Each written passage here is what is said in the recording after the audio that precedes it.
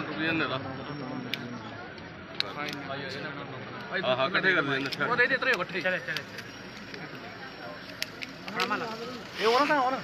पकड़े हारे।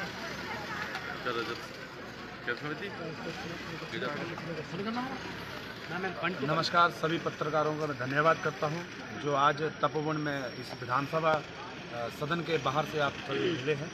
और बड़ी दुख की बात है कि हिमाचल प्रदेश शीतकालीन सत्र जो 2024 का जो आज समापन है, 4 दिन का ये शीतकालीन सत्र था और मात्र सत्ता पक्ष और विपक्ष वाले मुर्गा और समोसे के ऊपर ही यहाँ पे 4 दिन से गूंज करते रहे। बड़ा दुख है क्योंकि हिमाचल प्रदेश सरकार के अंतर्गत यदि मैं वर्तमान की बात करूं तो लगभग 2 साल बीतने को है और बेरोजगारों के प्रति किसी भी प्रकार की रोजगार की बात प्रदेश सरकार नहीं कर रही है। यही सरकार कहती थी कि हिमाचल प्रदेश पुलिस बल जो है वो दिसंबर महीने में इन युवाओं का जो वो मैदान तक हो जाएगा, ग्राउंड तक जो है वो ले लिया जाएगा। टीजीटी जो 2019 का बैच जो 2019 से जो टेस्ट बंद पड़े हैं वो भी दिसंबर तक हो जाएगा, लेकिन किसी भी प्रकार का कमीशन जो यहाँ पे नहीं हुआ है और ना ही दिसंबर तक 2 साल में किसी प्रकार का रोजगार मिला है। लेकिन जो विपक्ष का मुद्दा यहाँ पर बेरोजगारी के ऊपर होना चाहिए था वो भी कहीं ना कहीं ढीला रहा है।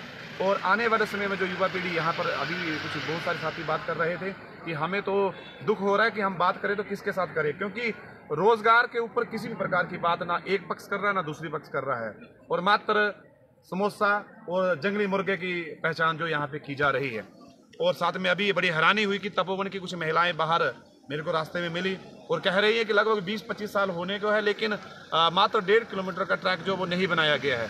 बहुत ही बुरा हाल प्रदेश सरकार में चला हुआ है और सुख की सरकार कहीं ना कहीं दुख जो है वो जनता को दे रही है, जिसका देखने के लिए जो मैं आपके साथ कहना चाहता हूँ, क्योंकि पत्रकार को सब कुछ देखने को मिल रहा है। चोर इतने खतरनाक हो गए हैं, एमएलए और एमपी के मोबाइल तक चोरी हो रहे हैं। हमारे भरमौर वाले माननीय विधायक श्री जनक जी का मोबाइल गायब हो गया, डॉक्टर राजीव भारद्वाज जी का मोबाइल गायब हो गया। चोरों की संख्या इस प्रकार बढ़ रही है, कहीं ना कहीं चिंता जो है वो सत्ता पक्ष और विपक्ष वालों को दोनों को करना चाहिए, क्योंकि अब तो विधायकों की जेब से मोबाइल जाने शुरू हो गए। जब लोगों की जेब से मोबाइल जाते थे तो कहीं ना कहीं ये हंसी मजाक में कहते थे कुछ नहीं हो रहा है, लेकिन मैंने पिछले कल देखा जो हमारा साइबर क्राइम का जो कार्यालय धर्मशाला में है, वहाँ पर सभी जो माननीय जो वहाँ पर पहुँचे थे और अपने फ़ोन की कीमत बता रहे थे कि मेरा मोबाइल 1.5 लाख का, मेरा मोबाइल 2 लाख का। अब तो आपकी जेब लुटी है। कहीं ना कहीं उन बेरोजगारों की जेब की ओर भी देखो जो हर दिन जो वो बैठकर ऑनलाइन जो वो एग्ज़ाम की तैयारी कर रहे हैं, लेकिन ये निकम्मी सरकार जो वो एक एग्ज़ाम नहीं निकाल रही है। ये ज़्यादा ना कहता हूँ, मैं आपसे कहना चाहता हूँ, यदि आप कुछ पूछना चाहते हो तो पूछ सकते हैं। अंकु कांगड़ी जी, जानना चाहेंगे, अभी आपने बात की मुर्गे और समोसे की, बहुत अच्छी बात आपने कही है। जहाँ पे सरकार को जो अपोजिशन में पहले सरकार थी, अभी उनको सरकार से राजनीति को कहीं साइड में करके रोजगार के बारे में बात करनी चाहिए थी या अन्य विषयों पर बात करनी चाहिए थी, लेकिन बात हो रही है समोसों और मुर्गों को लेकर। इसके बारे में आप क्या कहना चाहेंगे? देखो, मैंने यही तो कहा कि 4 दिन का खर्चा 6 करोड़ के ऊपर किया गया है और 4 दिन के यदि एवरेज निकाली जाए तो मात्र समोसा और जंगली मुर्गा जो यहाँ पे देखने के लिए मिला है।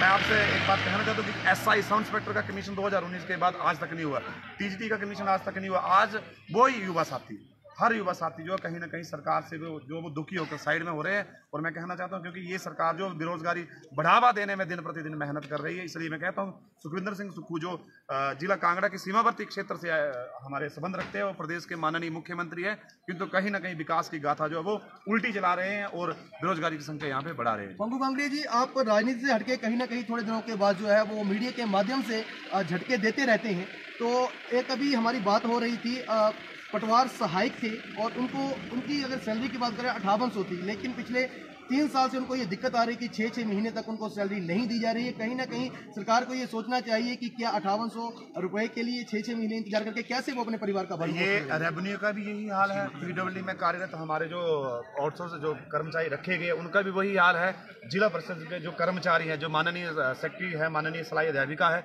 उनका भी वही हाल है। 3-3 महीने से जो उनको वेतन नहीं मिल रहा है। और कर्नामूल का तो बहुत ही बुरा हाल है, जहाँ पर 6000 से ऊपर का आंकड़ा जो है वो कर्नामूल आधार पर जो नौकरियाँ मिली थी उनको नहीं मिली।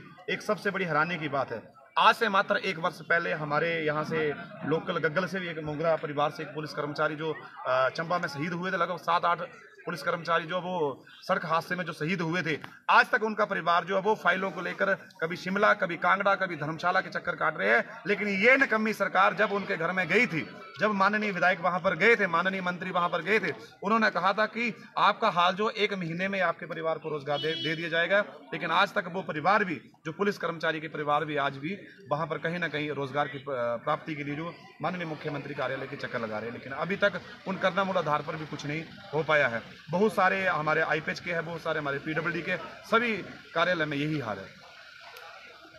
पंकु कांगड़िया जी, एक मुद्दा आया था, विधानसभा का पहला दिन था, वहाँ पर एक कोरोना योद्धा आए थे, कोरोना काल में जिन्होंने काम किया था। एक यहीं विधानसभा धर्मशाला का ही मामला है, जो लड़का इस कोरोना काल में जो रखे गए थे उसका मृत्यु हो गई। उसके घर में कोई साधन नहीं है, वो मिलने आए थे लेकिन उनको पता नहीं टाइम मिला नहीं मिला, फिर बात नहीं हुई। तो आप उसके बारे में क्या कहना चाहते हैं? कोरोना काल के कर्मचारियों की ओर तो सरकार का जो रवैया जो है वो मेरे ख्याल से जैसे कहते हैं ना कि जिस प्रकार पानी और हवा यदि तेज चली हो और पानी की रफ्तार तेज हो तो कहीं ना कहीं किसी न किसी को बहा के ले जाते हैं। यही सरकार, प्रदेश सरकार जब से हिमाचल प्रदेश में अपना टाइम निकाल रही है, 2 वर्ष होने को है, कोरोना काल में लगे हुए कर्मचारी, चाहे वो हॉस्पिटल के हो, चाहे वो जो आपने कहा कि कोरोना काल में जो कर्मचारी मृत हुए हैं, उनके परिवार को आज तक किसी भी प्रकार का रोजगार नहीं मिला। और तो जोड़ो, जो कर्मचारी थे भी, चाहे वो हमारी स्टाफ नर्सें थी, चाहे हमारे वहाँ पे वार्ड बॉय थे, ये सभी बाहर निकाल दिए। लेकिन यही सरकार कहती है कि हम और कर्मचारी रखेंगे। आज पूरा 1 साल हो गया लेकिन एक भी कर्मचारी नहीं रखा गया। कोरोना काल की तो जो भी कर्मचारी थे उन्हें बाहर का रास्ता दिखा दिया गया। लेकिन अभी माननीय सुखविंदर सिंह सुक्खू जी से हम आग्रह करते हैं, आपके माध्यम से निवेदन करते हैं, कृपया करके इन गरीब परिवारों की ओर जरूर सोचें। जो बच्चे जो है वो दिन प्रतिदिन कमीशन की तैयारी कर रहे हैं, टेस्ट की तैयारी कर रहे हैं, लेकिन किसी भी प्रकार का कमीशन जो प्रदेश में नहीं हो रहा है। और एक बाइक का बात जरूर हुई है, यहाँ पर कांग्रेस की रैली में जब माननीय एसपी जी उनको हार्ट अटैक से जब मृत्यु होगी तो उनके बेटे को उनकी एजुकेशन का दायरा भी नहीं देखा गया, उन्हें सीधा सब इंस्पेक्टर लगा दिया गया। माननीय उप मुख्यमंत्री जी की धर्मपत्नी माननीय जिनका देहांत हो गया, उनकी बेटी को जो है वो करना मूलाधार पर जो है वो प्रोफेसर का पद जो है वो शिमला में दे दिया गया। इनके लिए तो कोई दायरा नहीं देखा गया।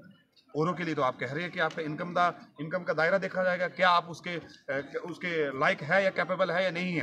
एक उप मुख्यमंत्री जिसकी सैलरी लगभग 3-4 लाख से ऊपर है, उसकी बेटी को असिस्टेंट प्रोफेसर शिमला में लगा दिया जाता है। एक एसपी जिसकी कांग्रेस की रैली में यदि मृत्यु होती है, उसके बेटे को सब इंस्पेक्टर, सीधा सब इंस्पेक्टर लगा दिया जाता है। और एक गांव का नॉर्मल पटवारी जो यदि किसी न किसी कारण हार्ट अटैक से उसकी मृत्यु हुई है, उसके 7-7 साल उसके परिवार के बच्चे जो नौकरी के लिए शिमला और कांगड़ा का चक्कर कर रहे हैं, लेकिन आज तक कुछ नहीं हुआ। ये नकम्मी सरकार है, ये जाने वाली सरकार है। लेकिन जाते जाते मैं सरकार से आग्रह करता हूँ, कृपया करके कुछ तो गरीबों का भला करते जाएं। ऐसा ना हो कि फिर पूरी उम्र ये आपको हाय लगती रहे। पंकु कांगड़िया जी, आप जिला परिषद हैं वर्तमान में, और बात करें जिला परिषद की तो बहुत सारे जिला परिषद के काम ऐसे हैं जो अभी तक लटके हुए हैं। यही है, क्योंकि वो भी कार्यालय के चक्कर नहीं लगाते। यदि कार्यालय के चक्कर लगाते रहे तो कहीं ना कहीं समस्या का समाधान हो जाता है। लेकिन यहाँ पर जो माननीय अंदर जो बैठे हैं वो करे कुकड़ू कुड़ू कुकड़ू कुड़ू कुकड़ू कुड़ू। हे भगवान, ये कैसा जंगली मुर्गा! सच में वन्य प्राणी को मारना एक बहुत बड़ा अपराध है।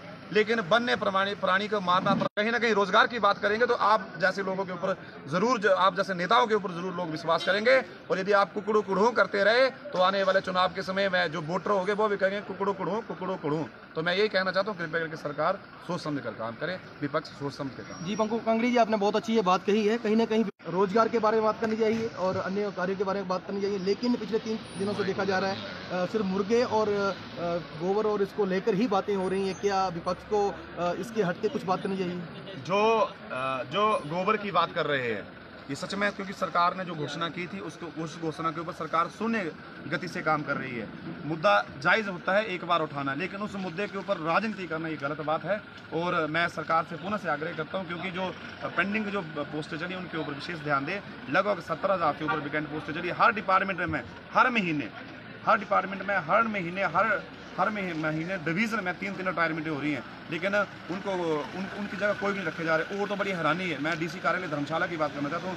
डीसी कार्यालय धर्मशाला में 11 पद ऐसे हैं जो पिछले 4 महीने में रिटायर हुए और उन्हें 45,000 रुपये के वेतन देकर जो वो अब दोबारा वहाँ पे पीए रख लिए गए, वही दोबारा क्लर्क रख लिए गए, वही दोबारा बाबू रख लिए गए। ये 10,000 के ऊपर आप किसी गाँव के उस एजुकेटेड पर्सन को रख लो ना, तब तो ठीक रहेगा। लेकिन सेवानिवृत्ति के बाद यदि रोजगार दिए जा रहा है, मुझे लगता है सुखविंदर सिंह सुक्खू की सरकार जो वो कहीं ना कहीं फोकस दे रही है कि 60 साल के बाद रिटायर आओ, फिर 3-4 साल जो आप अधिक अलग वेतन लेकर जो वो रोजगार प्राप्त करो, ऐसा काम कर रही है। मैं कड़े शब्दों में सरकार की निंदा करता हूँ।